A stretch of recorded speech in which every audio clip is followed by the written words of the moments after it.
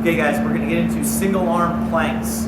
I'm a huge fan of these, mainly because they sort of leave it up into your hands, the hands of the athlete, to make these the appropriate level of challenge. Here's what I mean by that.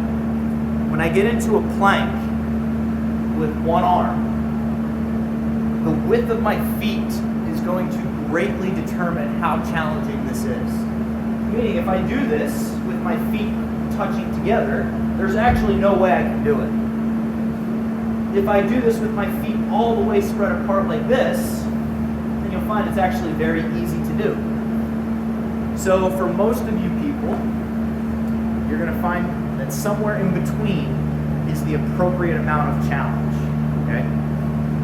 So a couple things setup-wise. When you're doing this, my hands start shoulder width. Do not put your hand in the center. That will make it easier.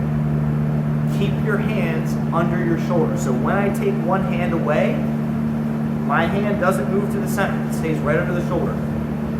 From here,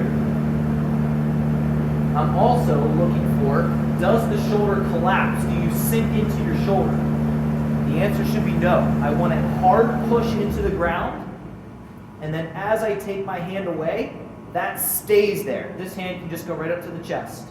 That hand stays planted and driven into the ground, and I don't collapse into my shoulder. The other thing is, are you rotating? So if you're in this position, and you take your hand away, and this starts to happen, or this starts to happen, that's no good. I want you to get into a regular plank, adjust your feet appropriately so that you challenge yourself. This is what it should look like just on one hand. Create tension throughout your body. Legs should be straight the entire time. And again, it should just look like a plank, but on one arm.